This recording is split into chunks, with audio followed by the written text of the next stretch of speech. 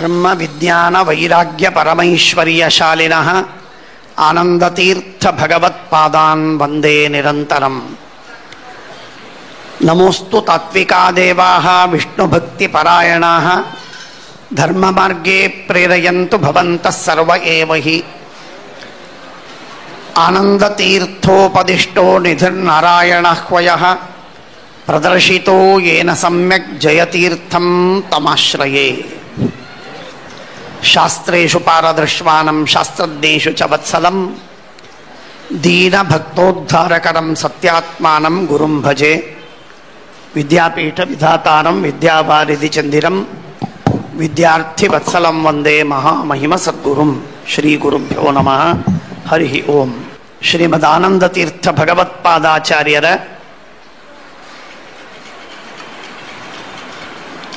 ಏನೊಂದು ಅದ್ಭುತವಾದ ಸಿದ್ಧಾಂತವೋ ಆ ಸಿದ್ಧಾಂತದಲ್ಲಿ ಮಹಾಲಕ್ಷ್ಮೀ ದೇವಿಗೆ ವಿಶಿಷ್ಟವಾದ ಸ್ಥಾನವಿದೆ. ತುಂಬ ವಿಶಿಷ್ಟವಾದ ಸ್ಥಾನವಿದೆ. ನಾವು ನೀವು ಯಾರೂ ಊಹೆ ಮಾಡಲು ಸಾಧ್ಯವಿಲ್ಲದಂತಹ ಒಂದು ಸ್ಥಾನ, ಮಹಾತ್ಮ್ಯ, ಗುಣಗಳು, ವೈಶಿಷ್ಟ್ಯ ಇತ್ಯಾದಿಗಳೆಲ್ಲವೂ ಕೂಡ ಶ್ರೀಮದಾಚಾರ್ಯರು ಪ್ರಮಾಣಬದ್ಧವಾಗಿ ಯುಕ್ತಿ ಸಮೇತವಾಗಿ ನಮಗೆ ಉಪಪಾದನೆ ಮಾಡ್ತಾರೆ. ಮಹಾಲಕ್ಷ್ಮಿ ಇವತ್ತಿನ ದಿನ ಶುಕ್ರವಾರ, ಶ್ರಾವಣ ಶುಕ್ರವಾರ. ಅನೇಕ ಸದ್ಭಕ್ತರ ಮನೆಗಳಲ್ಲಿ ಕಲಶವನ್ನಿಟ್ಟು ಪೂಜೆ ಮಾಡುವಂತಹ ಅಥವಾ ಫೋಟೋ ಪ್ರತಿಮೆ ಇತ್ಯಾದಿಗಳನ್ನಿಟ್ಟು ಪೂಜೆ ಮಾಡುವಂತಹ ಪದ್ಧತಿ. ಆ ಕಾರಣದಿಂದ ಲಕ್ಷ್ಮೀದೇವಿಯ ಮಹಿಮೆಯನ್ನು ಯಥಾಮತಿ ಅತ್ಯಲ್ಪವಾದ ಬುದ್ಧಿಯಿಂದ ಅತ್ಯಲ್ಪ ಶಕ್ತಿಯಲ್ಲಿ ತಿಳಿಯುವ ಹೇಳುವ ಪ್ರಯತ್ನವನ್ನು ಮಾಡ್ತೇನೆ. ಅಷ್ಟನ್ನು ನಾವು ತಿಳಿದುಕೊಂಡು ಆ ಮಹಾತಾಯಿಯ, ಜಗನ್ಮಾತೆಯ, ಜಗದಂಬೆಯ ವಿಶೇಷವಾದ ಅನುಗ್ರಹವನ್ನು ನಾವು ಪಡೆಯೋಣ. ಮೊಟ್ಟ ಮೊದಲಿನ ಮಹಾಲಕ್ಷ್ಮೀ ದೇವಿಯ ಎಲ್ಲ ಗುಣಗಳಿಗಿಂತ ಅತ್ಯುತ್ತಮವಾದಂತಹ ಗುಣ, ಮಹಾತ್ಮ್ಯ ಎಂದರೆ ಭಗವಂತನ ಅತಿಶಯವಾದ, ಅಧಿಕಾರಿ ವರ್ಗದಲ್ಲಿ ನಿರತಿಶಯವಾದಂತಹ ಪ್ರೀತಿ ಪಾತ್ರಳು, ಅನುಗ್ರಹ ಪಾತ್ರಳು ಅನ್ನುವುದೇ ಲಕ್ಷ್ಮೀದೇವಿಯ ಅತಿ ದೊಡ್ಡದಾದ ಹೆಗ್ಗಳಿಕೆ. ಬಹಳ ದೊಡ್ಡದು. ಯಾವ ದೇವತೆಗಳ ಮೇಲೂ ಕೂಡ ಲಕ್ಷ್ಮೀದೇವಿಯಷ್ಟು ಪರಮಾತ್ಮ ಪ್ರಸನ್ನನಾಗುವುದಿಲ್ಲ, ಅನುಗ್ರಹವನ್ನು ಮಾಡುವುದಿಲ್ಲ. ಆ ಕಾರಣದಿಂದ ಲಕ್ಷ್ಮೀದೇವಿಗೆ ಯಾವ ಯಾವ ದೇವತೆಗಳಿದ್ದಾರೋ ಆ ಎಲ್ಲ ದೇವತೆಗಳಿಗಿಂತಲೂ ಅತಿ ಮಿಗಿಲಾದಂತಹ ಮಹಾತ್ಮ್ಯ ಉಂಟು.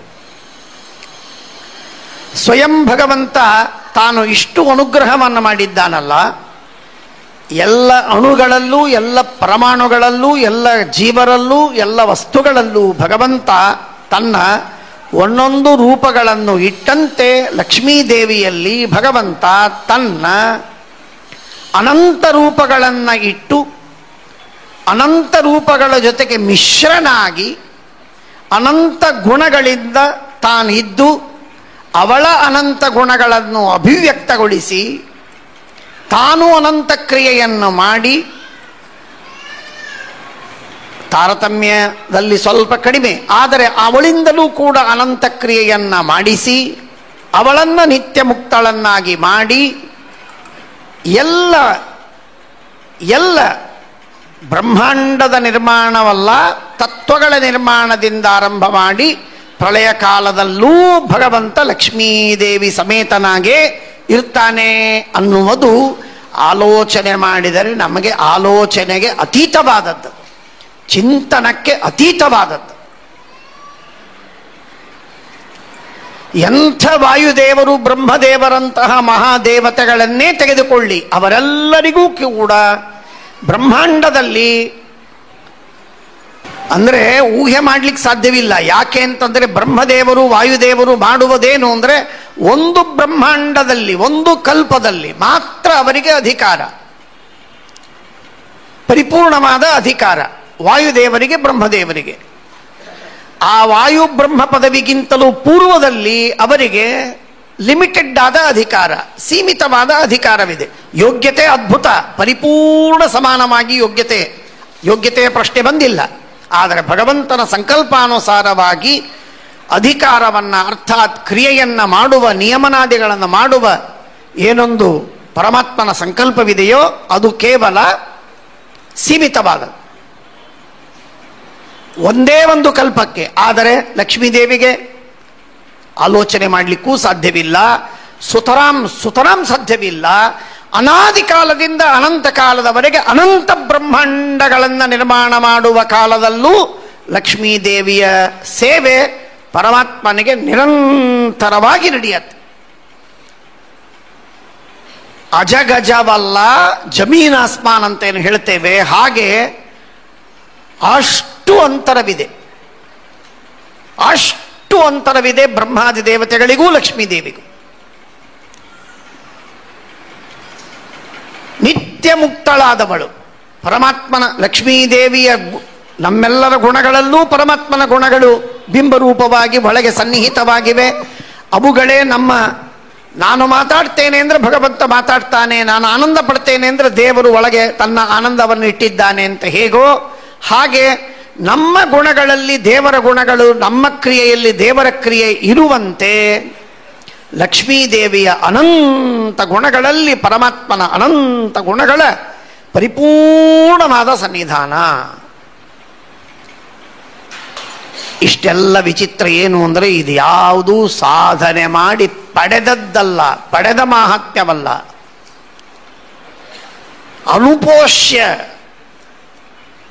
ಅನುಪೋಷ್ಯ ಸೇವೆಯನ್ನ ಮಾಡಿ ಪರಮಾತ್ಮನನ್ನು ಒಲಿಸಿ ಅವಳ ಅನುಗ್ರಹವನ್ನು ಪಡೆದು ಆಮೇಲೆ ಗಳಿಸಿದ್ದಲ್ಲ ಇದು. ಅನಾದಿ ಕಾಲದಿಂದ ಸೇವೆ, ಅನಾದಿ ಕಾಲದಿಂದ ಪ್ರಸಾದ, ಅನಾದಿ ಕಾಲದಿಂದ ಗುಣ, ಅನಂತ ಕಾಲದವರೆಗೆ ಗುಣವಿದೆ. ಲಕ್ಷ್ಮೀದೇವಿಯ ಮಹಿಮೆ ಊಹಾತೀತವಾಗಿರುವಂತಹ ಮಹಿಮೆ. ಸರ್ವಮಿತ್ಯಾಕಾಶೆ. ಉಪನಿಷತ್ತು ಹೇಳುವ ಮಾತು, ನಾಹಂ ರೋದಂ ಹೃದಂ. ಲಕ್ಷ್ಮೀದೇವಿ ಹೇಳ್ತಾಳೆ, ನಾನು ನಿರಂತರದಲ್ಲ ಉಪಾಸನೆಯನ್ನು ಮಾಡ್ತೇನೆ, ನಿರಂತರದಲ್ಲಿ ಭಗವಂತನನ್ನು ಅನಂತ ಗುಣಪೂರ್ಣ ಅಂತ ತಿಳಿದಿದ್ದೇನೆ ಅನಾದಿ ಕಾಲದಿಂದ. ಇಂಥ ದಿವಸದಲ್ಲಿ ನಮಗೆ ಭಗವಂತನ ಸಾಕ್ಷಾತ್ಕಾರವಾಯಿತು ಅಂತ ಹೇಗೆ ಬ್ರಹ್ಮವಾಯುವಾದಿ ದೇವತೆಗಳಿಗೆ ಹೇಳ್ತೇವೆ, ಉತ್ಪನ್ನಾಪರೋಕ್ಷ ಗುಣ ಅಪರೋಕ್ಷ ಜ್ಞಾನರು ಎಂಬುದಾಗಿ ಟೀಕಾಕೃತ್ಪಾದರು, ಶ್ರೀನಿವಾಸ ತೀರ್ಥರು, ಶ್ರೀಮದ ರಘುತ್ತಮ ತೀರ್ಥರು, ಸುಮತೀಂದ್ರ ತೀರ್ಥ ಎಲ್ಲ ಜ್ಞಾನಿಗಳು ಕೂಡ ಬ್ರಹ್ಮವಾಯುಗಳಿಗೆ ಹೇಳ್ತಾರೆ. ಶ್ರೀಮದಾಚಾರ್ಯರು ಹೇಳಿದಂತೆ ಶತಜನ್ಮ ಸುಪೂರ್ವಂತು ಜ್ಞಾನೋದಯ ಉದೀರ್ಯತೆ. 100 ಜನ್ಮಗಳ ಹಿಂದೆ ಅವರಿಗೆ ಬ್ರಹ್ಮಜ್ಞಾನವಾಗಿದೆ, ಬ್ರಹ್ಮದರ್ಶನವಾಗಿದೆ. ಅಲ್ಲಿ ಅವರಿಗೆ ಬ್ರಹ್ಮದರ್ಶನ ಇರಲಿಲ್ಲ ಬ್ರಹ್ಮವಾಯುದೇವರಿಗೆ. ಪರೋಕ್ಷ ಜ್ಞಾನವಿತ್ತು ವೇದಗಳಿಂದ ಶಾಸ್ತ್ರಗಳಿಂದ, ಅಪರೋಕ್ಷ ಜ್ಞಾನವಿಲ್ಲ. ಹಾಗಾಗಿ ಆದರೆ ಲಕ್ಷ್ಮೀದೇವಿಗೆ ವಿಚಿತ್ರ, ಅನಾದಿ ಕಾಲದಿಂದ ಲಕ್ಷ್ಮೀದೇವಿಗೆ ಭಗವಂತನ ಅನಂತ ಗುಣಗಳ ಧ್ಯಾನ, ಅನಂತ ಗುಣಗಳ ಧ್ಯಾನ. ಅವಳ ಧ್ಯಾನ ಬೆಳೆಯುವುದಿಲ್ಲ, ಅವಳ ಧ್ಯಾನ ಕಡಿಮೆ ಆಗುವುದಿಲ್ಲ. ಟೀಕಾಕೃತ್ಪಾದರು ಹೇಳುವಂತಹ ಯಸ್ಮಾತ್ ಬ್ರಹ್ಮೇಂದ್ರ ರುದ್ರಾದಿ ದೇವತಾನಾಂ ಶ್ರೇಯೋಪಿ ಚ ಜ್ಞಾನ ಸ್ಫೂರ್ತಿ ಸದಾ ತಸ್ಮೈ ಹರಯೇ ಗುರವೇ ನಮಃ. ಶ್ರೀ ಬ್ರಹ್ಮವಾಯು ರುದ್ರಾದಿಗಳು ಎಂದು ಹೇಳಲು ಬರುತ್ತಿರುವಾಗಲೂ ಶ್ರೀಮದಾಚಾರ್ಯರು ಬ್ರಹ್ಮೇಂದ್ರ ರುದ್ರಾದಿ ದೇವತಾನಾಂ ಎಂಬುದು ಪ್ರತ್ಯೇಕವಾಗಿ ಹೇಳಿ, ಶ್ರೇಯೋಪಿಚ ಅಂತ ಲಕ್ಷ್ಮೀದೇವಿಯನ್ನು ಪ್ರತ್ಯೇಕವಾಗಿ ಪರಿಗಣನೆ ಮಾಡಿದ್ದರಿಂದ ಇವರೆಲ್ಲರಿಗೆ ಜ್ಞಾನ ಹುಟ್ಟತ್ತೆ, ಬೆಳೆಯತ್ತೆ. ಆದರೆ ಲಕ್ಷ್ಮೀದೇವಿಯ ಜ್ಞಾನ ಎಂದೆಂದಿಗೂ ಹುಟ್ಟುವುದಿಲ್ಲ, ಬೆಳೆಯೋದಿಲ್ಲ. ಸ್ಥಿತಾಸ್ಯು ಪ್ರಾಪ್ಯ ಕೇಶವಂ. ಎಲ್ಲ ಅಪರೋಕ್ಷ ಜ್ಞಾನವು ಭಗವಂತನ ಜ್ಞಾನ ಎಷ್ಟಿದೆ, ಅನಾದಿ ಕಾಲದಿಂದ ಎಷ್ಟಿದೆ ಅಷ್ಟೇ ಅನಂತ ಜ್ಞಾನ ಇವತ್ತೂ ಇದೆ, ಇನ್ನು ಅನಂತ ಕಾಲದ ಅನಂತರದಲ್ಲೂ ಇರುತ್ತೆ. ಇಂತಹ ಮಹಾಜ್ಞಾನವನ್ನು ಪಡೆದ ಮಹಾತಾಯಿ ಲಕ್ಷ್ಮೀದೇವಿ, ಪರಮಾತ್ಮನ ಸಾಕ್ಷಾತ್ ಪ್ರತಿಬಿಂಬಳು. ಹರೇಹೇ ಛಾಯಾ ರಮಾ, ಲಕ್ಷ್ಮೀದೇವಿ ಪರಮಾತ್ಮನಿಗೆ ಸಾಕ್ಷಾತ್ ಪ್ರತಿಬಿಂಬಳು. ಸರಿಯಾಗಿ ಅರ್ಥವನ್ನು ಮಾಡಿಕೊಳ್ಳಬೇಕು. ಲಕ್ಷ್ಮೀದೇವಿ ಪರಮಾತ್ಮನಿಗೆ ಸಾಕ್ಷಾತ್ತಾಗಿ ಪ್ರತಿಬಿಂಬ ಅಂತಾದ ಮೇಲೆ ಬ್ರಹ್ಮವಾಯುದೇವರು ಸಾಕ್ಷಾತ್ ಪ್ರತಿಬಿಂಬರಾಗಲು ಸಾಧ್ಯವಿಲ್ಲ. ಯಾಕೆಂದ್ರೆ ಲಕ್ಷ್ಮೀದೇವಿ ಮಧ್ಯದಲ್ಲಿದ್ದಾಳೆ. ಹಾಗಾಗಿ ಬ್ರಹ್ಮದೇವರು ವಾಯುದೇವರು ಪರಮಾತ್ಮನಿಗೆ ಸಾಕ್ಷಾತ್ತಾಗಿ ಪ್ರತಿಬಿಂಬರಾಗುವುದೆಂತು ಎನ್ನುವ ಪ್ರಶ್ನೆಗೆ ಉತ್ತರವನ್ನು ನಾವು ತಿಳಿಬೇಕು. ಏನು? ವಾಮನ ಸೂಕ್ತದಲ್ಲಿ ಬರುವಂತಹ ಮಾತಿನ ವ್ಯಾಖ್ಯಾನವನ್ನು ಮಾಡ್ತಾ ಜ್ಞಾನಿಗಳು ಈ ರೀತಿಯಾಗಿ ಹೇಳ್ತಾರೆ, ಲಕ್ಷ್ಮೀದೇವಿಗೆ ಸ್ತ್ರೀ ರೂಪ ಮಾತ್ರವಿದೆ, ಪುರುಷ ರೂಪ ಇಲ್ಲ. ಸ್ತ್ರೀ ರೂಪ ಮಾತ್ರವಿದೆ, ಪುರುಷ ರೂಪವಿಲ್ಲ. ಆದ್ದರಿಂದಾಗಿ ಬ್ರಹ್ಮವಾಯುವಾದಿಗಳಲ್ಲಿ ಎಲ್ಲ ಪುರುಷ ಜೀವರಲ್ಲಿ ದೇವತೆಗಳಲ್ಲಿ ಇರುವ ಪುರುಷತ್ವವೇನಿದೆಯೋ ಆ ಪುರುಷತ್ವ ಕೇವಲ ಲಕ್ಷ್ಮೀದೇವಿಯ ಅಧೀನವಾಗಬಹುದೇ ಹೊರತು ಲಕ್ಷ್ಮೀದೇವಿಯ ತದಂಶೆ ಸಾದೃಶ್ಯವಿಲ್ಲ. ಆದ್ದರಿಂದ ಪ್ರತಿಬಿಂಬತ್ವ ಇಲ್ಲ. ಆ ಅಂಶವನ್ನ ಪುರುಷತ್ವ ಹಾಗೂ ತತ್ಸಂಬಂಧಿಯಾದ ತದ್ವ್ಯಾಪ್ಯವಾದ ಯಾವ ಧರ್ಮಗಳೋ ಆ ಧರ್ಮಗಳಲ್ಲಿ ಬ್ರಹ್ಮವಾಯುದೇವರು ಪರಮಾತ್ಮನಿಗೆ ಸಾಕ್ಷಾತ್ತಾಗಿ ಪ್ರತಿಬಿಂಬರಾಗಿದ್ದಾರೆ. ಲಕ್ಷ್ಮೀ ದ್ವಾರ ಪ್ರತಿಬಿಂಬರಾಗುವುದಿಲ್ಲ. ಲಕ್ಷ್ಮೀದೇವಿ ಎಲ್ಲ ಉಳಿದ ಗುಣಗಳು, ಜ್ಞಾನಾನಂದ ಭಕ್ತಿ ಮುಂತಾದ ಎಲ್ಲ ಗುಣಗಳ ವಿಷಯದಲ್ಲಿ ಅವಶ್ಯವಾಗಿ ಪರಮಾತ್ಮನಿಗೆ ಪ್ರತಿಬಿಂಬಳಾಗಿದ್ದಾಳೆ. ಅವಳ ದ್ವಾರಾನೇ ಬ್ರಹ್ಮವಾಯುದೇವರು ಪ್ರತಿಬಿಂಬರಾಗಿದ್ದಾರೆ. ಅಂತೇನೆ ಶ್ರೀಮದಾಚಾರ್ಯರು ಕೊಟ್ಟ 2 ಪ್ರಮಾಣಗಳಲ್ಲಿ ಈ ವಿಶೇಷವು ಸೂಚಿತವಾಗುವಂಥದ್ದು ಸ್ಪಷ್ಟವಾಗಿ ಗೊತ್ತಾಗುತ್ತೆ. ಇಂತಹ ಮಹಾತಾಯಿ ಲಕ್ಷ್ಮೀದೇವಿ ಪರಮಾತ್ಮನ ಮೊದಲನೇದ್ದು ಭಗವಂತನ ಅನಂತ ಪ್ರಸಾದ ಪಾತ್ರಳು, ಅನುಗ್ರಹ ಪಾತ್ರಳು. ಅನಾದಿ ಕಾಲದಿಂದ ಅನಂತ ಕಾಲದವರೆಗೆ ಅವಳಿಗೂ ಸರ್ವಕಾಲದಲ್ಲಿ ಅನಂತ ಕಾಲದಲ್ಲಿ ಯಾರಿಗೆ ಗೊತ್ತಿದೆ ಅವರಿಗೆ ಅರ್ಥವಾಗುತ್ತೆ ನಾನು ಹೇಳುವ ಶಬ್ದದ ಅರ್ಥ. ಅಹಂ ಬ್ರಹ್ಮಾಸ್ಮಿ ಎಂಬಂತಹ ಜ್ಞಾನ ಅವಳಿಗೆ ಲಕ್ಷ್ಮೀದೇವಿಗೆ ಅನಾದಿ ಕಾಲದಿಂದ ಅನಂತ ಕಾಲದವರೆಗಿದೆ. ಬ್ರಹ್ಮನಂತೆ ಪರಮಾತ್ಮನಂತೆ. ಅಂತೇನೆ ಅವಳು ನಿತ್ಯ ಮುಕ್ತಳಾಗಿದ್ದಾಳೆ. ಅದೇ ವಿಧವಾಗಿರುವಂತಹ ಪರಮಾತ್ಮನ ಶಂಖಚಕ್ರ ಗದಾ ಪದ್ಮಗಳನ್ನು ಧಾರಣ ಮಾಡಿದ್ದಕ್ಕೆ ಲಕ್ಷ್ಮೀ ದೇವಿ ಹೇಳಿಕೊಂಡಿದ್ದಾಳೆ ಛಾಂದೋಗ್ಯೋಪನಿಷತ್ತಿನಲ್ಲಿ. ನಾಹಂ ಪುತ್ರರೋಧಂ ಹೃದಂ, ನಾನು ಎಂದೂ ಯಾರ ಗರ್ಭದಲ್ಲೂ ಹುಟ್ಟಿ ಮಗುವಾಗಿ ಹುಟ್ಟಿ ಜನ್ಮವನ್ನು ತಾಳಿ ಮಕ್ಕಳು ಅಳುವಂತೆ ನಾನು ಅತ್ತದ್ದೇ ಇಲ್ಲ. ನಾಹಂ ಪುತ್ರರೋಧಂ ಹೃದಂ. ಯಾಕೆ? ಇದಕ್ಕೆ ಕಾರಣವೇನು ಅಂತ ಕೇಳಿದರೆ, ಕಾರಣ ಅಂದರೆ ಅದಕ್ಕೆ ವ್ಯಾಪ್ಯವಾದಂತಹ ಧರ್ಮವನ್ನು ಹೇಳ್ತಾರೆ. ಉಪನಿಷತ್ತು ಹೇಳುತ್ತೆ, ಪರಮಾತ್ಮನ ಕೈಯಲ್ಲಿ ಶಂಖಚಕ್ರ ಗದಾ ಪದ್ಮಗಳನ್ನು ಧರಿಸಿದ ನಾರಾಯಣನನ್ನು ನಾನು ಸದಾಕಾಲ ಅನಾದಿ ಕಾಲದಿಂದ ಉಪಾಸನೆ ಮಾಡಿದ್ದೇನೆ. ಆ ಉಪಾಸನೆಯ ಫಲವಾಗಿ ಅನಾದಿ ಕಾಲದಿಂದ ಅನಂತ ಕಾಲದವರೆಗೆ ಅನುಗ್ರಹವಿದೆ. ಆ ಅನುಗ್ರಹದ ಫಲವಾಗಿ ನಾನು ಅದೇನು ಫಲ ಅಂತ ಉಪಾಸನೆ ಅಂತ ಅನ್ನೋದನ್ನು ಹೇಳ್ತೇನೆ. ಆ ವಿಧವಾದ ಉಪಾಸನೆ ಮಾಡಿದ್ದರಿಂದಾಗಿ ನಾನು ಎಂದೆಂದಿಗೂ ಸೋಹಂ ವಾಯುಂ ದಿಶಾಂ ವತ್ಸಂ ವೇದ. ಇಲ್ಲೇ ಸಹ ಅಂತ ಪುಲ್ಲಿಂಗದಲ್ಲಿ ಲಕ್ಷ್ಮೀದೇವಿಯನ್ನು ಕರೆದದ್ದುಂಟು. ಲಕ್ಷ್ಮೀದೇವಿ ತನ್ನನ್ನು ತಾನು ಪುಲ್ಲಿಂಗದಲ್ಲಿ ಹೇಳಿಕೊಳ್ತಾಳೆ. ಆಗ ಪುಮ್ಮತ್ಶಕ್ತಿಮತಿ ಕ್ವಚಿತ ಅಂತನ್ನುವಂತಹ ಮಾತನ್ನ ತಿಳಿಸ್ತಾರೆ. ಹಾಗೆ ಧರ್ಮ ವಿಜ್ಞಾನ ವೈರಾಗ್ಯ ಐಶ್ವರ್ಯ ಎಂಬಂತಹ 4 ಮಹೋನ್ನತ ಗುಣಗಳು, ಧರ್ಮ ಪುಣ್ಯ, ವಿಜ್ಞಾನ ಅದ್ಭುತವಾದ ಜ್ಞಾನ, ಶುದ್ಧ ಜ್ಞಾನ, ವೈರಾಗ್ಯ ಹಾಗೂ ಐಶ್ವರ್ಯ, ಎಲ್ಲದರ ಮೇಲೆ ಒಡೆತನ, ಸ್ವಾಮಿತ್ವ, ನಿಯಾಮಕತ್ವ, ಈ 4 ಗುಣಗಳೇನಿವೆಯಲ್ಲ ಇವುಗಳನ್ನು ಭಗವಂತ ವಾಯುದೇವರಲ್ಲಿ ದಿಶಾಂ ವತ್ಸಂವೇದ ತನ್ನ 4 ಕೈಗಳಿಂದ ಪರಮಾತ್ಮ ಕೊಟ್ಟ. ಯಾವ 4 ಕೈಗಳು? ಯಾವು ಶಂಖಚಕ್ರ ಗದಾ ಪದ್ಮಗಳನ್ನು ಧಾರಣ ಮಾಡಿದ ಕೈಗಳೋ ಅಂತಹ ಜುಹೂ ಸಹಮಾನ ರಾಜ್ಞಿ ಸುಭೂತ ಎನ್ನುವಂತಹ ಹೆಸರಿನ ಈ 4 ಕೈಗಳಿಂದ ಭಗವಂತ 4 ಗುಣಗಳನ್ನು ವಾಯುದೇವರಿಗೆ ದಯಪಾಲಿಸಿದ್ದಾನೆ.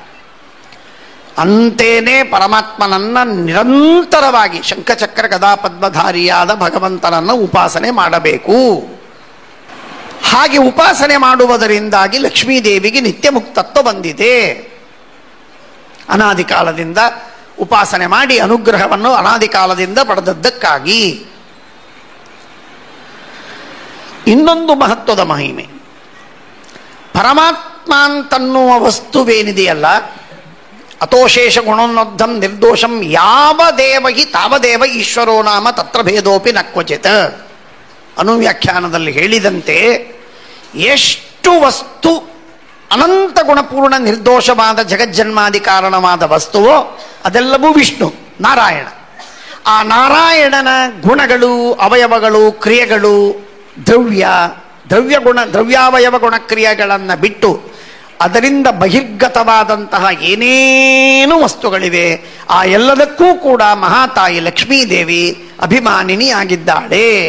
ಲಕ್ಷ್ಮೀದೇವಿಯಿಂದ ಅಭಿಮನ್ಯಮಾನವಾಗದಿರುವ ಒಂದು ವಸ್ತುವಿಲ್ಲ. ದೇವರನ್ನ ಬಿಟ್ಟು ಎಲ್ಲವೂ ಕೂಡ ಲಕ್ಷ್ಮೀದೇವಿಗೆ ಅಧೀನವಾದದ್ದೇ. ಅವ್ಯಾಕೃತ ಆಕಾಶ ಇರಬಹುದು, ಅ ಆ ಈ ಈ ಎಂಬಂತಹ ವರ್ಣಗಳಿರಬಹುದು, ಕಾಲ ಮಹಾಕಾಲ ಹಾಗೂ ಅವಾಂತರ ಕಾಲಖಂಡಗಳು ಕ್ಷಣಲವಾದಿಗಳು, ಅಥವಾ ದೇಶ ಅವ್ಯಾಕೃತ ಆಕಾಶ, ಎಲ್ಲಕ್ಕೆ ಮೂಲಭೂತವಾದಂತಹ ಪ್ರಕೃತಿ ತತ್ವ, ಸತ್ವಾದ ರಜಸ್ತಮೋ ಗುಣಗಳಿಗೆ ಮೂಲ ತಾಯಿಯಾದ ಮೂಲ ಕಾರಣವಾದ ಪ್ರಕೃತಿ ತತ್ವ, ಇದೆಲ್ಲದಕ್ಕೂ ಕೂಡ ಲಕ್ಷ್ಮೀದೇವಿ ಮುಖ್ಯಾಭಿಮಾನಿನಿ. ಹೇಗೂ ಮಾಡುವ ಸಾಧ್ಯತೆ ಅವಳಿಗಿದೆ. ಅಂತಹ ಶಕ್ತಿ ಸಾಮರ್ಥ್ಯವನ್ನು ಪಡೆದವಳು ಲಕ್ಷ್ಮೀದೇವಿ ಎನ್ನುವಂತಹ ಮಾತನ್ನು ನಾವು ತಪ್ಪದೇ ಸ್ಮರಿಸಬೇಕು. ಪ್ರಕೃತಿಗೆ ಅಭಿಮಾನಿ ದೇವತೆ ಅಂತಂದ ಮೇಲೆ ಮಹತ್ತತ್ವದನ್ನು ಆರಂಭ ಮಾಡಿ ಪೃಥಿವಿಯವರೆಗಿರುವ, ಬ್ರಹ್ಮಾಂಡದವರೆಗಿರುವ, ಲೋಕದವರೆಗಿರುವ ಅದರಲ್ಲಿರುವಂತಹ ಸಣ್ಣ ಸಣ್ಣ ಕಣಕಣಗಳಿಗೂ ಕೂಡ ಲಕ್ಷ್ಮೀದೇವಿಯೇ ಅಭಿಮಾನಿನಿ, ಮುಖ್ಯ ಅಭಿಮಾನಿ. ಅದರಲ್ಲೂ ಲಕ್ಷ್ಮೀದೇವಿಯ ವಿಶೇಷವಾದಂತಹ ಅಭಿಮಾನಿತ್ವವನ್ನು ಹೇಳುವಾಗ ಬಹಳ ವಿಚಿತ್ರವಾಗಿ ಹೇಳ್ತಾರೆ, ವರ್ಷಮಣ ಉಪಸ್ಪೃಶಾಮಿ. ವರ್ಷಮ ಎಂದರೆ ದೇಹ. ಸ್ವಯಂ ಲಕ್ಷ್ಮೀದೇವಿ ತಾನು ತನ್ನ ಚಿತ್ ಸ್ವರೂಪವಾದ ದೇಹದಿಂದ, ಅಪ್ರಾಕೃತವಾದ ದೇಹದಿಂದ ಇಡೀ ಜಗತ್ತನ್ನು ವ್ಯಾಪಿಸಿದ್ದೇನೆ. ಯಾರಿಗೂ ಈ ಸಾಮರ್ಥ್ಯ ಇಲ್ಲ. ಬ್ರಹ್ಮದೇವರಿಗೆ ಕೇವಲ ಮಹತ್ತತ್ವದ ಪರ್ಯಂತ ಮಾತ್ರ ಅವರಿಗೆ ವ್ಯಾಪಿಸುವ ಸಾಮರ್ಥ್ಯವಿದೆ ಹೊರತು ಅದನ್ನು ಮೀರುವ ಸಾಮರ್ಥ್ಯವಿಲ್ಲ. ಆದರೆ ಲಕ್ಷ್ಮೀದೇವಿಗೆ ಮಾತ್ರ ಅವ್ಯಾಕೃತ ಆಕಾಶವನ್ನು, ಕಾಲವನ್ನು, ವರ್ಣಗಳನ್ನು, ಪ್ರಕೃತಿಯನ್ನು ನಾಲ್ಕನ್ನೂ ವ್ಯಾಪಿಸಿ ಇರುವಂತಹ ಅದ್ಭುತವಾದ ಸಾಮರ್ಥ್ಯ, ಶಕ್ತಿ ಊಹೆ ಮಾಡಲಿಕ್ಕೆ ಸಾಧ್ಯವಿಲ್ಲ. ಪರಮಾತ್ಮ ಅಣೋರಣೀಯಾನ್ ಮಹತೋ ಮಹೀಯಾನ್ ಅಂತ ಹೇಳಿದಂತೆ ಪರಮಾತ್ಮ ಪ್ರಕೃತ್ಯಾದಿಗಳಿಗಿಂತಲೂ ಅನಂತಪಟ್ಟು ಮಿಗಿಲಾಗಿದ್ದಾನೆ. ಇದು ನಿಜ, ವಾಸ್ತವ. ಅನಂತಪಟ್ಟು ಮಿಗಿಲಾಗಿದ್ದಾನೆ. ಅಣೋರಣೀಯಾನ್ ಮಹತೋ ಮಹೀಯಾನ್. ದೇಶ ಕಾಲ ಪ್ರಕೃತಿ ವರ್ಣ ಲಕ್ಷ್ಮೀದೇವಿಗಿಂತಲೂ ಪರಮಾತ್ಮ ಅನಂತ ಅನಂತ ಅನಂತ ಅನಂತ ಪಟ್ಟು ಮಿಗಿಲಾದವ, ಅಚಿಂತ್ಯವಾದ ತನ್ನ ಸಾಮರ್ಥ್ಯದಿಂದ. ಅದರಲ್ಲಿ ವಿವಾದವಿಲ್ಲ. ಆದರೆ ಆ ಭಗವಂತ ಆ ರೀತಿಯಾಗಿ ವ್ಯಾಪ್ತನಾದರೆ ಲಕ್ಷ್ಮೀದೇವಿಯೂ ಕೂಡ ಜಡವಾದ ದೇಶ ಕಾಲ ವರ್ಣ ಪ್ರಕೃತಿಗಳಿಗೆ ಸಮಾನವಾಗಿ ವ್ಯಾಪ್ತಳಾಗಿದ್ದಾಳೆ. ಅರ್ಥಗಳನ್ನು ಲೆಕ್ಕಕ್ಕೆ ತಂದು ಅವುಗಳೆಲ್ಲವೂ ಕೂಡ ಲಕ್ಷ್ಮೀದೇವಿಯಿಂದ ಅಭಿಮನ್ಯಮಾನವಾಗಿದೆ ಎಂದಾಗಿ ಹೇಳುವಂಥ. ಅದೇನು? ಒಂದು ಚೇತನರು, ಇನ್ನೊಂದು ಪ್ರಕೃತಿ, ಇನ್ನೊಂದು ಕಾಲ. ಸಾಮಾನ್ಯವಾಗಿ ಕಾಲ ಇದು ನಾಶಕ್ಕೆ ಕಾರಣವಾದದ್ದು. ಆದ್ದರಿಂದಾಗಿ ನಾಶಕ್ಕೆ ಕಾರಣವಾದ ಕಾಲಕ್ಕೆ ಅಭಿಮಾನಿ ದೇವತೆ ತಮೋಗುಣಕ್ಕೆ ಅಭಿಮಾನಿನಿಯಾದ ದುರ್ಗಾದೇವಿ. ಪ್ರಕೃತಿ ಎನ್ನುವುದು ಸೃಷ್ಟಿಗೆ ಕಾರಣವಾದದ್ದು.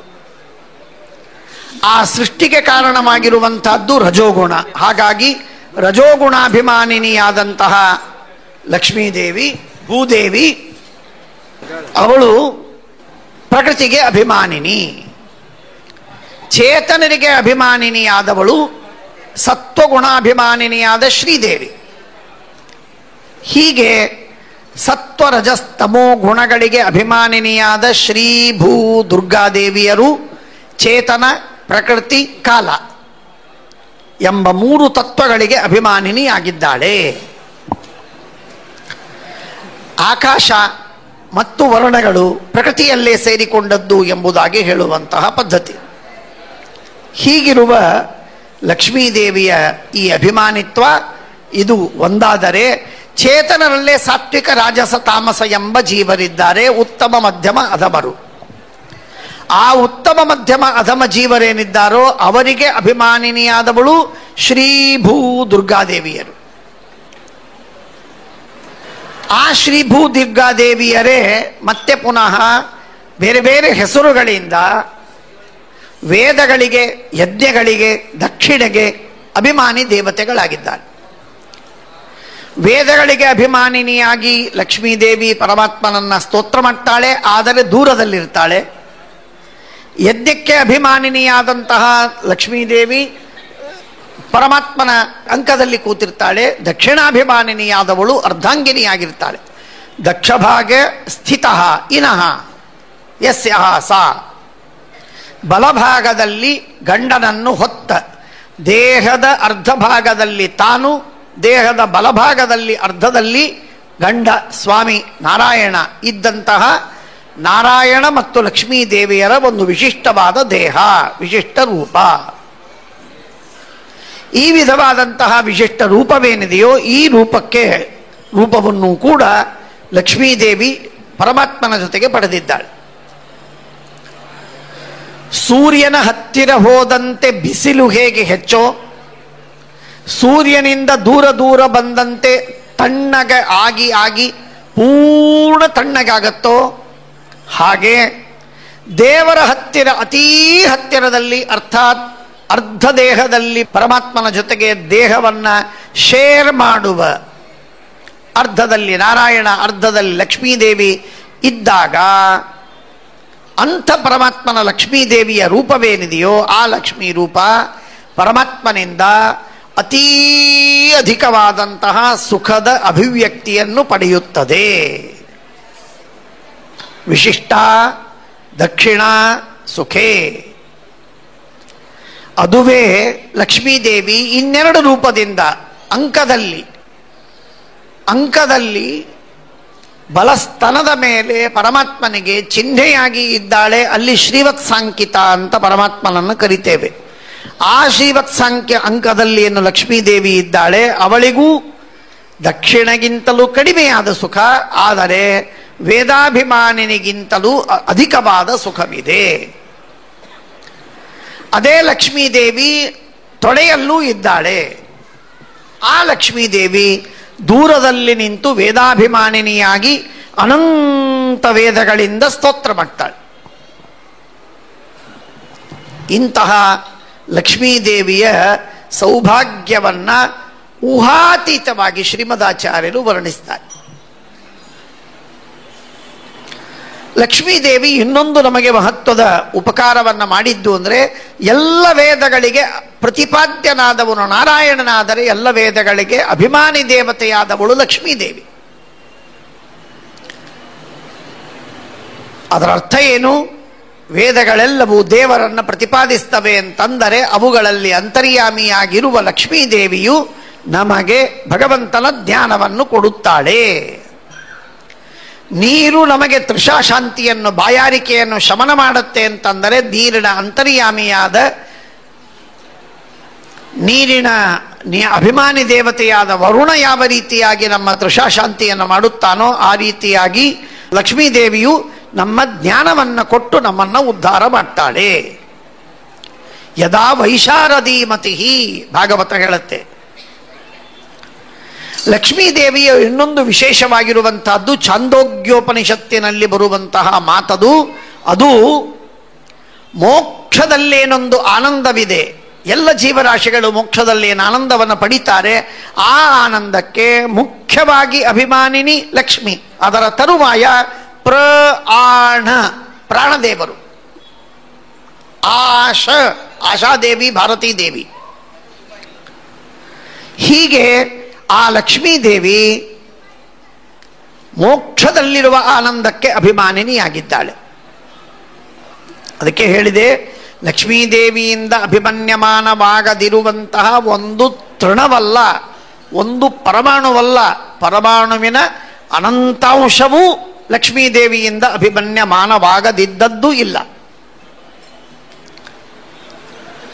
ಇವತ್ತು ನಾವು ಶಾಸ್ತ್ರದ ಪಾಠ ಪ್ರವಚನ ನಮ್ಮ ಟಿಪ್ಪಣಿಗಳಲ್ಲಿ ಎಲ್ಲ ಕಡೆಗೆ ಬರೀತಿರ್ತಾರೆ, ಸಕಲ ವಾಂಗ್ಮನಸ ದೇವತಾ, ಸಕಲ ವಾಂಗ್ಮನಸ ದೇವತಾಯ ಲಕ್ಷ್ಮ್ಯಾ ಎಂಬುದಾಗಿ ಹೇಳುವಂಥದ್ದುಂಟು. ಯಾಕೆ ಅಂತಂದರೆ, ನಮ್ಮ ವಾಗಿಂದ್ರಿಯಕ್ಕೆ ಹಾಗೂ ಮನಸ್ಸು ಎಂಬ ಇಂದ್ರಿಯಕ್ಕೆ ಅಭಿಮಾನಿ ದೇವತೆಯಾದವಳು ಲಕ್ಷ್ಮೀದೇವಿ.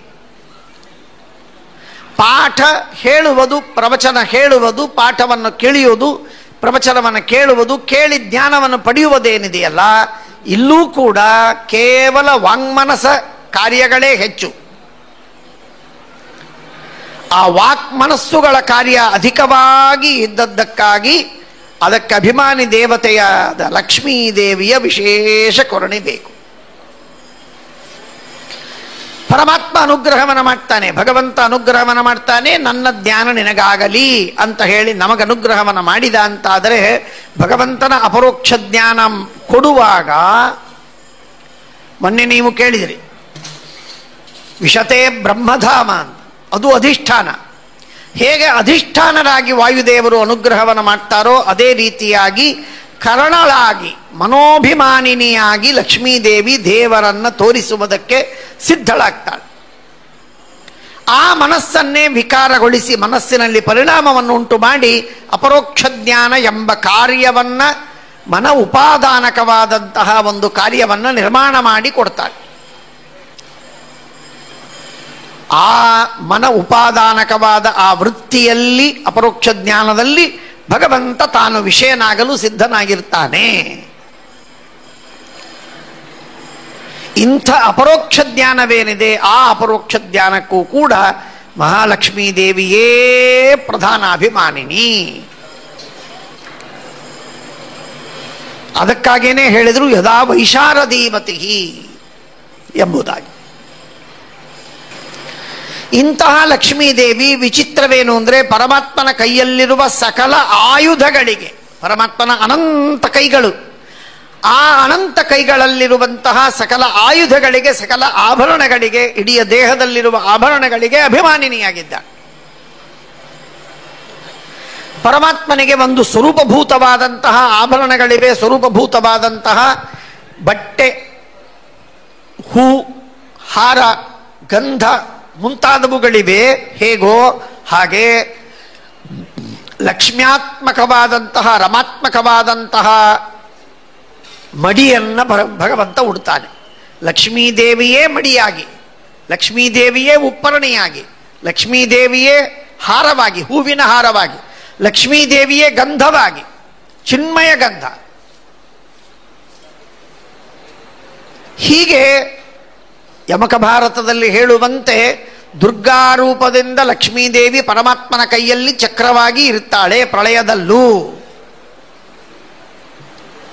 ಈ ರೀತಿಯಾಗಿ ಲಕ್ಷ್ಮೀದೇವಿ ಪರಮಾತ್ಮನ ಸೇವೆಯನ್ನು ಮಾಡ್ತಾಳೆ. ನಿತ್ಯನಾಮ ಪೂಜೆ ಮಾಡುವಾಗ ಪೀಠ ಲಕ್ಷ್ಮೀದೇವಿ, ಹಾಸಿಗೆ ಲಕ್ಷ್ಮೀದೇವಿ, ದಿಂಬು ಲಕ್ಷ್ಮೀದೇವಿ, ಹೊದ್ದಿಕೆ ಲಕ್ಷ್ಮೀದೇವಿ, ಎಲ್ಲವೂ ಲಕ್ಷ್ಮೀದೇವಿ ಎಂಬುದಾಗಿ ಶ್ರೀಭೂ ದುರ್ಗಾದಿ ರೂಪದಿಂದ ಲಕ್ಷ್ಮೀದೇವಿ ಪರಮಾತ್ಮನ ಸೇವೆಯನ್ನು ಮಾಡ್ತಾಳೆ. ಚಿಂತನವನ್ನು ಮಾಡಿ ಅಂತ ನಮಗೆ ಟೀಕಾಕೃತ್ಪಾದರು, ಶ್ರೀಮದಾಚಾರ್ಯರು ಹಾಗೂ ಇನ್ನನೇಕ ಗ್ರಂಥಕಾರರು ನಮಗೆ ಉಪಾಸನೆಗೆ ಹೇಳ್ತಾರೆ. ಪುರಂದರದಾಸರು ಈ ಮಾತನ್ನ ಛತ್ರ, ಚಾಮರ, ವ್ಯಜನ, ಪರ್ಯಂಕ, ಪಾತ್ರ ಇತ್ಯಾದಿ ರೂಪಗಳಿಂದ ಪರಮಾತ್ಮನ ಸೇವೆಯನ್ನು ಮಾಡುವವಳು ಅಂತನ್ನುವ ಮಾತನ್ನ ಹೇಳಿದ್ದುಂಟು. ನಾವು ಕೇಳಿದ್ದೇವೆ, ನೀವೆಲ್ಲರೂ ಕೇಳಿದ್ದೀರಿ, ವೈಕುಂಠ, ಶ್ವೇತದ್ವೀಪ, ಅನಂತಾಸನ ಎಂಬ 3 ಸ್ಥಾನಗಳು. ಆ 3 ಸ್ಥಾನಗಳೇನಿವೆಯಲ್ಲ ಅದರಲ್ಲಿ 2 ಭಾಗಗಳಿವೆ. ಒಂದು ಅಮುಕ್ತ ಸ್ಥಾನ, ಒಂದು ಮುಕ್ತ ಸ್ಥಾನ. ಅಮುಕ್ತ ಸ್ಥಾನವೇನಿದೆ ಅದೆಲ್ಲವೂ ಪ್ರಾಕೃತ, ಭೌತಿಕ, ಪಂಚಭೌತಿಕವಾದ ಪದಾರ್ಥ, ಅಪ್ರಾಕೃತವಾದದ್ದಲ್ಲ. ಮುಕ್ತ ಸ್ಥಾನವೇನಿದೆ ಅದು ಶುದ್ಧ ಲಕ್ಷ್ಮ್ಯಾತ್ಮಕವಾದಂತಹ ಸ್ಥಾನ. ಶ್ರೀರೇವ ಲೋಕರೂಪೇಣ ವಿಷ್ಣೋಸ್ತಿಷ್ಠತಿ ಸರ್ವದಾ. ಗೀತಾ ತಾತ್ಪರ್ಯದಲ್ಲಿ ಶ್ರೀಮದಾಚಾರ್ಯ ಹೇಳ್ತಾರೆ, ಲಕ್ಷ್ಮೀದೇವಿಯೇ ವೈಕುಂಠದ ನಿತ್ಯ ಮುಕ್ತ ಸ್ಥಾನ, ಶ್ವೇತದ್ವೀಪ, ಅನಂತಾಸನಗಳಲ್ಲೂ ಆ ಮುಕ್ತ ಸ್ಥಾನಳಾಗಿ ಲಕ್ಷ್ಮೀದೇವಿ ಇದ್ದಾಳೆ. ಕೃಷ್ಣ ಪರಮಾತ್ಮ ಅವತಾರ ಮಾಡಿದಾಗ ಕೃಷ್ಣನ ಕೊಳಲಲ್ಲಿ ಲಕ್ಷ್ಮೀದೇವಿ ತಾನಿದ್ದು ಪರಮಾತ್ಮನ ಅಧರ ರಸವನ್ನ ಪಾನ ಮಾಡ್ತಾಳೆ. ಆ ಅಧಿಕಾರ ಕೇವಲ ಲಕ್ಷ್ಮೀದೇವಿಗೆ. ಕೊಳಲು ಯಾವುದೋ ಒಂದು ಕೊಳಲಲ್ಲ, ಯಾವುದೋ ವೇಣುವಲ್ಲ, ಬೀದಿಯಲ್ಲಿ ಸಿಕ್ಕದ್ದು, ಕಾಡಿನಲ್ಲಿ ಸಿಕ್ಕದ್ದು ಮಾತ್ರವಲ್ಲ. ಅದಕ್ಕೆ ಅಭಿಮಾನಿನಿಯಾಗಿ ಲಕ್ಷ್ಮೀದೇವಿ ಇದ್ದು ಪರಮಾತ್ಮನ ಸೇವೆಯನ್ನ ನಿರಂತರ ಮಾಡುವಂಥದ್ದು. ನಿತ್ಯದಲ್ಲಿ ನಾವು ಪೂಜೆ ಮಾಡುವಾಗ, ನೈವೇದ್ಯವನ್ನು ಮಾಡುವಾಗ, ಭಗವಂತನ ಸೇವೆಯನ್ನು ಮಾಡುವುದಕ್ಕೆ ನಾವು ಲಕ್ಷ್ಮೀದೇವಿಯ ಅಡಿಗೆ ಮಾಡ್ತಾಳೆ, ಲಕ್ಷ್ಮೀದೇವಿಯೇ ಬಡಿಸ್ತಾಳೆ. ದೊಡ್ಡದಾದಂತಹ ಒಂದು ವೇದಿಕೆ, ಆ ವೇದಿಕೆಯ ಮೇಲೆ ಭಗವಂತ ವಿರಾಜಮಾನನಾಗಿದ್ದಾನೆ. ಅತ್ಯಂತ ಅದ್ಭುತವಾಗಿ ವಿರಾಜಮಾನನಾಗಿದ್ದಾನೆ. ಅವಳ ಎಡಬಲಗಳಲ್ಲಿ ಶ್ರೀಭೂದೇವಿಯರಿದ್ದಾರೆ. ಜೊತೆಗೆ ಲಕ್ಷ್ಮೀದೇವಿ, ಮಹಾಲಕ್ಷ್ಮೀದೇವಿ ಪರಮಾತ್ಮನಿಗೆ ಬಡಿಸ್ತಾಳೆ. ಬಡಿಸುವುದಕ್ಕೆ ಈ ವಾಯುವಾದಿ ದೇವತೆಗಳೆಲ್ಲರೂ, ಎಲ್ಲ ಸರಸ್ವತ್ಯಾದಿ ದೇವಿಯರು ಮಾಡಿದ ಅಡಿಗೆಯನ್ನು ಕೈಗೆ ತಂದು ಒಪ್ಪಿಸ್ತಾರೆ. ಬಡಿಸುವುದು ಲಕ್ಷ್ಮೀದೇವಿ. ಅನ್ನಾದಿ ರೂಪಗಳನ್ನು, ಈ ನೈವೇದ್ಯವನ್ನು ಮತ್ತೊಂದು ಸಲ ಹೇಳ್ತೇನೆ, ಅನ್ನಾದಿ ರೂಪದಲ್ಲಿ ಇರುವುದೂ ಭಗವಂತ ಲಕ್ಷ್ಮೀದೇವಿಯೇ. ಪರಮಾತ್ಮನಿಗೆ ನೈವೇದ್ಯ ಮಾಡುವ ಯಾವ ಅನ್ನವಿದೆ ಆ ಅನ್ನದಲ್ಲಿ ಲಕ್ಷ್ಮೀದೇವಿ ತನ್ನ ರೂಪವನ್ನ, ಅನ್ನಾಭಿಮಾನಿಯಾದ ತನ್ನ ರೂಪವನ್ನ ಪರಮಾತ್ಮನಿಗೆ ಸಮರ್ಪಿಸ್ತಾಳೆ. ಅನ್ನ, ನೀರು, ಹಣ್ಣು, ಗಂಧ, ವಾಸನೆ, ಬಂಗಾರ, ಅಲಂಕಾರ, ಆಭರಣೆ, ಛತ್ರಚಾಮರ, ರಥ, ಪರ್ಯಂಕ, ಹಾಸಿಗೆ ಇತ್ಯಾದಿ ಏನು ಮಂಗಲನಾದಗಳಿವೆ ಆ ಎಲ್ಲ ಮಂಗಲನಾದಗಳಿಗೆ ಅಭಿಮಾನಿ ದೇವತೆಯಾದವಳು ಲಕ್ಷ್ಮೀದೇವಿ. ಗಂಟೆ, ಶಂಖ, ವೀಣೆ ಇತ್ಯಾದಿಗಳು. ಇದೆಲ್ಲಕ್ಕೆ ಮಿಗಿಲಾಗಿ ಲಕ್ಷ್ಮೀದೇವಿಯ ವಿಚಿತ್ರವಾದದ್ದು, ಪರಮಪುರುಷ ನಾರಾಯಣನಿಂದ ಧೃತಳಾದ ಲಕ್ಷ್ಮೀದೇವಿ ಆಧಾರ ಶಕ್ತಿ ರೂಪಳಾಗಿ ಇಡೀ ಬ್ರಹ್ಮಾಂಡಕ್ಕೆ, ಇಡೀ ಜಗತ್ತಿಗೆ, ಸಮಸ್ತವಾದ ಪ್ರಪಂಚಕ್ಕೆ ಆಧಾರಳಾಗಿದ್ದಾಳೆ. ಆಧಾರ ಶಕ್ತಿ ನಾಮಕಳಾಗಿ ಎಲ್ಲ ಜೀವರಾಶಿಗಳ ವಿಚಿತ್ರ ಪರಮಾತ್ಮನ ಜೊತೆಗೆ ಇರುವುದು ಅಂತಂದರೆ, ಹೇಗೆ ಪರಮಾತ್ಮನ ಒಂದು ಅರ್ಧ ದೇಹದಲ್ಲಿದ್ದಾಳೆ, ಅಥವಾ ಒಂದು ಸ್ತನದಲ್ಲಿದ್ದಾಳೆ, ಅಥವಾ ತೊಡೆಯ ಮೇಲೆ ಕೂತಿದ್ದಾಳೆ, ಅಥವಾ ದೂರದಲ್ಲಿದ್ದಾಳೆ ಅಂತ ಹೇಗೋ ಆ ರೀತಿಯಾಗಿ ಕೆಲವು ರೂಪಗಳಲ್ಲಿ ಲಕ್ಷ್ಮೀದೇವಿ ಪರಮಾತ್ಮನ ಜೊತೆಗೆ ನೀರಕ್ಷೀರಗಳಂತೆ ಮಿಶ್ರವಾಗಿ ಇದ್ದಾಳೆ. ನೀರಿನಲ್ಲಿ ಹಾಲನ್ನು ಹಾಕಿದರೆ, ಹಾಲಿನಲ್ಲಿ ನೀರನ್ನು ಹಾಕಿದರೆ ಹಾಲು ನೀರುಗಳು ಹೇಗೆ ಬೆರ್ತು ಹೋಗಿರುತ್ತಲ್ಲ ಆ ರೀತಿಯಾಗಿ ಇರುವಂತಹದ್ದು. ಇಡೀ ಜಗತ್ತಿನ ವಿಶ್ವಸ್ಥಿತಿ ಪ್ರಳಯ ಸರ್ಗ ಮಹಾವಿಭೂತಿ ವೃತ್ತಿ ಪ್ರಕಾಶ ನಿಯಮ ಆವೃತ್ತಿ ಬಂಧ ಮೋಕ್ಷ ಯಸ್ಯಾಹ ಅಪಾಂಗಲವ ಮಾತ್ರತ ಊರ್ಜಿತ ಸಾ ಶ್ರೀಹಿ ಯತ್ಕಟಾಕ್ಷ ಬಲವತಿ. ಎಂಥ ವಿಚಿತ್ರವಾದದ್ದು!